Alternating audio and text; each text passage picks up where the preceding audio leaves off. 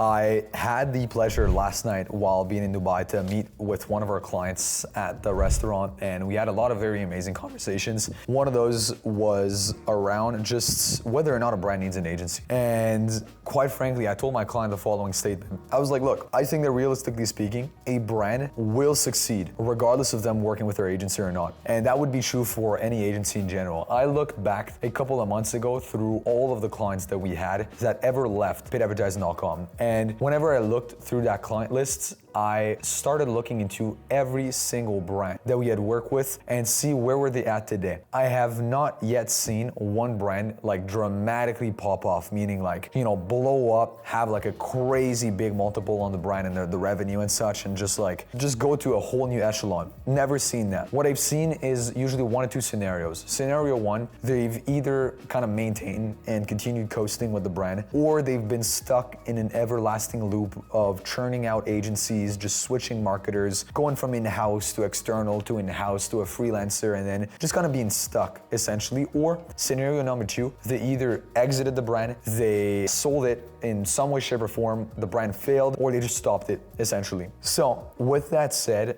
I had this conversation with a close friend of mine the other day, and we kind of came to the conclusion that agencies are not here to make businesses money. They're here to fast track and reduce the amount of time it would take for a business to scale and make money. But they're not here to make them money in a sense. Well, you could argue, right, that they are in the sense that if they save time, then time is money, so therefore they do make them money. But where I'm going with that is that I wholeheartedly believe now that looking across all of our best case studies, and I think nobody else is saying that out there. Everybody, I think every agency is kind of saying, we did it, we made this happen. It's like our biggest case study, we're responsible for this growth. Look, I think like our clients that we had an amazing case study with, the clients themselves had a very, very, very big part to play in that success. It being, just would it be from product positioning for them to have a great offer, to right timing for the right branding, like so much has to do with the brand's positioning. And that's where it came up in the conversation, because our client again sells like a sex kind of healthcare products for women, and then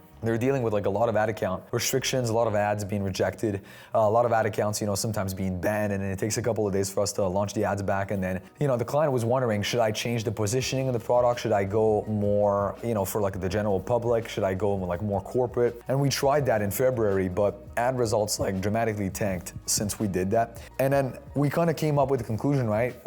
I gave him the example of Tab's chocolate. I was like, look, think about this brand, Tab's Chocolate. They sell sex chocolate, right?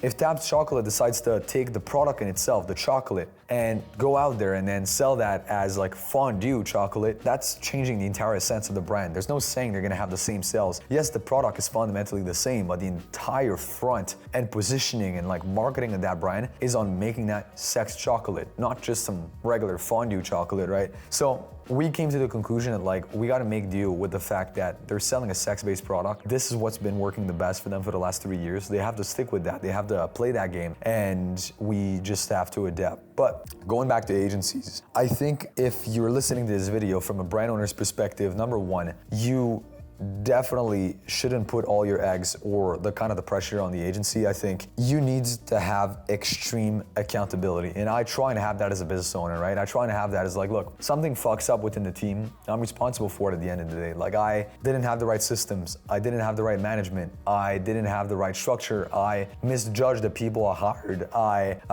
Usually I'll try and have extreme accountability for it. On the flip side, right? It's like, if you're an agency listening to that, I'm definitely not saying remove all responsibility from you and like don't have any accountability when it comes to the results. Absolutely not. But one, choose your clientele properly. Number two, you cannot just think or talk about ads. Like there's so much more than ads when it comes to scaling a brand. So much more, right? Just when it comes to positioning, right? Brand and product positioning. Technically, I could have saved myself this entire conversation with that client by going out there and finding a client who's already been through the trials and errors of, finding the right positioning, knows they have to stick with a specific positioning and just kind of, roll with that positioning. But I genuinely think an agency has to choose its own positioning. Like there's this agency right like Common Thread Collective by Taylor Holiday. They've chose finance. Like for them with Statless, their software, and the way like they're talking openly, like their YouTube videos, and the way Taylor Holiday is also tweeting, it's all about finances, right? They're really going in depth about finances. For others, it's marketing fundamentals. It's really focusing on like the fundamentals of marketing and making sure that you have like fundamentally sound ads. That's what we've chosen at paidadvertising.com.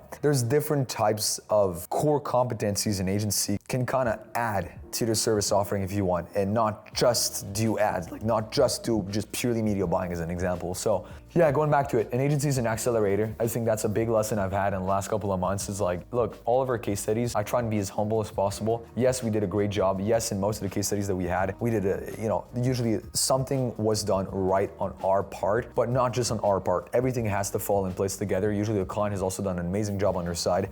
And on the flip side, right, all the clients that it, didn't work or whatnot, I'd say there's like, it's always half-half. What I like to do, and we just did one because we offboarded a client last week, I do a post-mortem analysis. Our client services director kindly did like I think like an 8-page analysis of everything that went right and everything that went wrong with that client. Why did they leave? What can we learn from it, and what can we modify with it? And then we came to modify slightly our contract structure, modify slightly our onboarding process, and modify slightly also the way we work with our creative processes internally from learning from that experience essentially with that client. And I think I try and do that for mostly every client that leaves, because I always think that if somebody leaves, we could have done something better. Would he be able to communicate better? Would he be able to get better results? And when it comes to getting them better results, how could we have gotten them better results? But most importantly, there are probably a handful of times really in my life that I looked at a client account and I did a post-mortem and I sat there and I was like, wow, man, they had amazing ad metrics. Like we did everything we could in our power. There was just something out of our control here that no matter what, like I couldn't have foreseen right here. There was a curveball somewhere that happened in that deal that